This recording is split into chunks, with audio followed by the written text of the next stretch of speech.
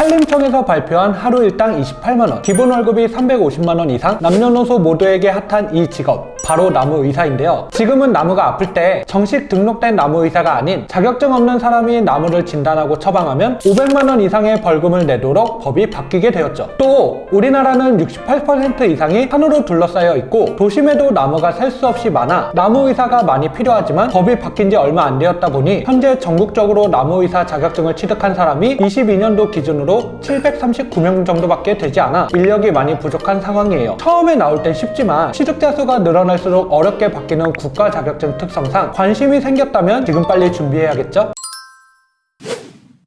그래서 오늘은 요즘 핫한 나무의사에 대해서 처음 나무의사란 무엇인가를 시작으로 시험 응시를 위한 조건, 양성교육, 시험 절차, 공부 방법 순으로 제가 며칠 동안 모은 정보를 정리해서 설명드릴게요. 이 영상 하나로 나무의사에 대해 처음 접하는 사람들도 쉽게 이해할 수 있게 정리했으니까 영상을 꼭 끝까지 시청해주세요. 사람에겐 의사, 동물에겐 수의사가 있는 것처럼 나무가 아플 때는 나무의사가 필요해요. 예전에 나무의 해충을 잡는다고 전문 지식 없는 사람들이 화학약품을 살포해 오히려 자연을 파괴하거나 주변 사람들에게 피해를 주는 일이 많아지자 2018년부터 산림보호법이 개정되어 나무의사 직업이 탄생되었고 오직 나무의사만이 나무를 진단하고 치료 및 처방을 할 수 있게 되었죠. 수당은 기본수당 100만원에 현장 업무가 200에서 250만원에 적지 않은 급여를 받고 나무의사도 분야별로 필요한 인력이 다르기 때문에 남성과 여성, 청년부터 노후를 준비하는 50대까지 자격증만 취득한다면 취업에 대한 걱정은 단번에 없앨 수 있죠. 그럼 나무의사가 되기 위해선 어떤 것부터 준비해야 할까요? 바로 시험 응시 조건부터 채워야 해요. 산림청 홈페이지에 나무의사 자격 시험 응시 자격을 보면 7개의 조건 중 한 가지만 충족하면 되는데 간단하게 4개만 정리해보자면 관련학과 석사학위 이상, 관련학과 학사학위 이상과 경력 1년, 관련 분야 산업기사 이상의 자격증 소지, 실무 경력 5년 이상, 이 중에 한 가지를 충족해야 시험을 볼 수 있어요. 여기서 가장 빨리 조건을 충족할 수 있는 방법이 무엇일까요? 바로 산업기사 자격증을 취득하는 거예요. 다른 조건들은 최소 5년 이상 걸리는 과정이지만 산업기사 자격증을 취득하는 과정을 학점은행제 과정을 통해 열심히 준비한다면 최단 기간은 4개월, 평균 기간 1년을 잡고 준비할 수 있기 때문에 처음 도전하는 사람들이 관련 전공자들과의 격차를 줄일 수 있는 지름길이 될 거예요. 관련된 산업기사 자격증을 말씀드리자면 조경산업기사, 식물보호산업기사, 산림산업기사 이 3가지가 있는데 여기서 팁을 드리자면 식물보호산업기사가 3개의 자격증 중 난이도가 가장 낮아서 이 자격증을 준비하는 것을 적극 추천드려요. 만약 산업기사 시험 응시 자격이 가능한지 궁금하다면 자격관리공단 큐넷에서 응시 자격 자가진단을 통해 조회를 할 수 있는데 조회하는 방법이 어렵다면 언제든지 문의 남겨주세요. 제가 알려드릴게요.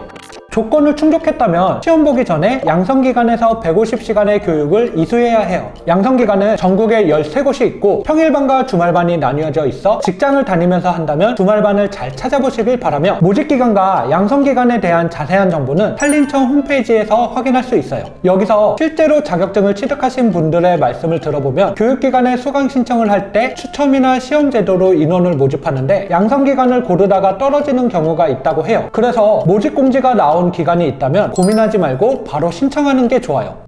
이제 가장 중요한 시험에 대해 말씀드릴게요. 시험은 1차 시험과 2차 시험 2가지로 나뉘어 있는데 두 시험 모두 100점 만점 중 60점 이상을 받아야 합격이에요. 1차 시험은 수목병리학, 수목해충학, 수목생리학, 산림토양학, 수목관리학 이렇게 총 5과목 객관식 오지선다형으로 출제가 돼요. 나무의사는 생긴 지 얼마 되지 않았다 보니 어떤 공부를 해야 되는지 정보가 많이 부족해 어려움을 호소하는 분들이 정말 많아요. 그런 분들을 위해 합격을 하셨던 분들이 많이 보셨던 교재들을 22년 이전 기준으로 정리해 알려드릴게요. 설명드릴 교재는 해마다 달라질 수 있으니 참고만 하시는 것을 권장드려요. 첫 번째는 서울대 출판 수목생리학이에요. 이 교재는 나무의사 시험을 통틀어 가장 중요하고 핵심적인 교재로 나무의사 시험 문제가 가장 많이 나온다고 해요. 그러니 이 교재는 다른 교재보다 먼저 확인해 보시는 것이 좋아요. 두 번째는 향문사 토양학이에요. 토양학은 일반 토양학과 산림토양학으로 나뉘는데 향문사 토양학은 일반 토양학의 내용을 담고 있고 일반 토양학으로 먼저 공부를 해야 나중에 산림토양학을 공부할 때 조금 더 이해도가 높아질 거예요. 또 기출 분석을 했을 때 이 책에서 대부분 나왔다고 하죠. 마지막으로 똑같은 향문사 출판사에서 나온 수목병리학과 수목해충학이에요. 이 두 책은 내용 구성이 비슷하고 암기 과목들이에요. 수목생리학과 토양학이 이해 영역이 많다고 한다면 병리학과 해충학은 암기 영역이 많다고 생각하시면 돼요. 이 책으로 공부할 때는 총론과 강론으로 나뉘어 있는데 잘 구별해서 공부를 해야 효율이 높아진다고 하죠.